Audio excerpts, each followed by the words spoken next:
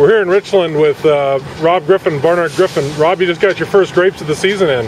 Yeah, very first load of the season. Here it is, the 16th of September, which is a late start, but it's not as crazy late as we expected. The last 2 weeks of warm weather have done a marvelous job of catching stuff up.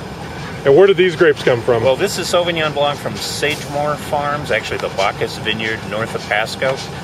I think this particular block was planted back in the mid-70s. The trunk sizes of these vines are bigger than a person's leg. It's one of the most mature old vineyards in the state, and it's survived all kinds of winter challenges and things. It's really a senior citizen of vineyards, but it's a wonderful block. You've been working with Sagemore since you got into Washington. Tell us about this long history you have. Boy, I've worked with them one way or another, I think every season since 1977. Seen 2 or 3 different management regimes come through, but always the same ownership. And I think it's an example of an early adopter of wine grapes, and they've just done a great job of growing any of the varieties they grow over now many years. We went in the lab a few minutes ago, and you were a little maybe pleasantly surprised by the numbers you saw. You want to share some of that? Well, the field samples were coming in very high. That's to say 24.5 to 25.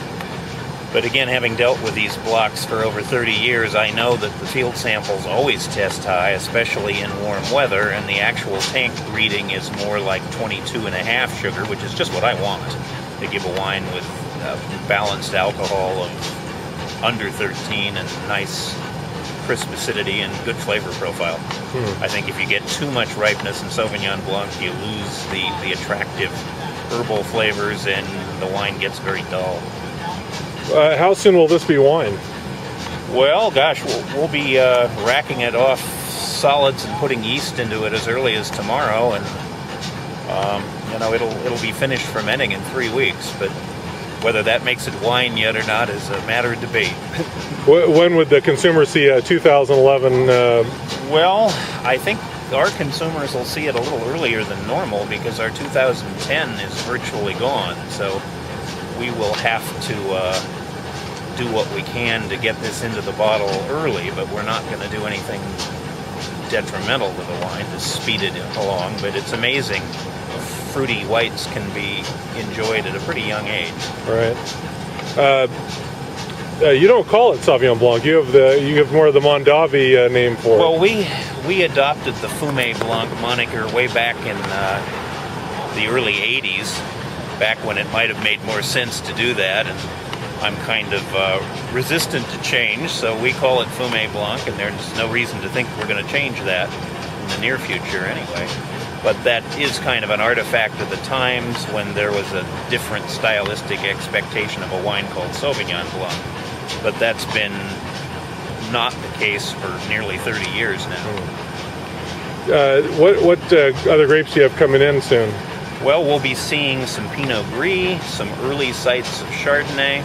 I don't really have any reds on the immediate horizon, with the exception of some small but important lots to us that come off of Red Mountain, which, as always, is ahead of the curve in terms of ripeness. Right. But I think it'll be after the 1st of October before any significant amount of red fruit comes in.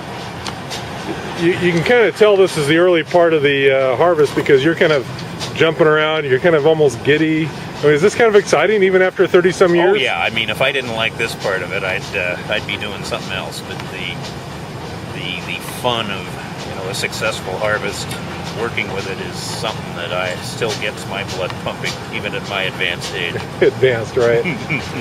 You got kind of some exciting news regarding your Sangiovese.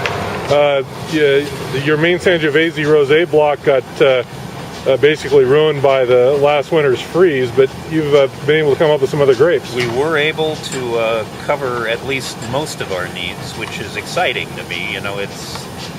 It's always an opportunity when these winter events come through to audition some other fruit sources if they happen to be available, and in this case we do have what we think is going to be exceptional fruit coming in, so very exciting prospect. Okay. And if any rosé has kind of got a cult following, it might be the Barnard Griffin Rosé of Sangiovese. You won Well, gold medal 6 years in a row with that wine? Yeah, actually more years than that.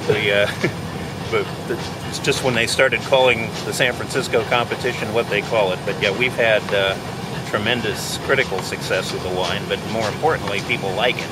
Yeah. It's not so much the critical success that drives it, it's the quality of the wine itself.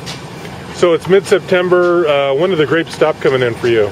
Well, last year we picked our last fruit on November 11th. The only thing that'll shut us down this year is a killing freeze, and we're all crossing our fingers hoping that doesn't show up till the middle of November. Right. 2 years ago we had that event on October 10th. If that happens this year, it's going to be a very interesting time for all of us. I'll bet. All right. Hey, Rob, thanks for your time. You bet.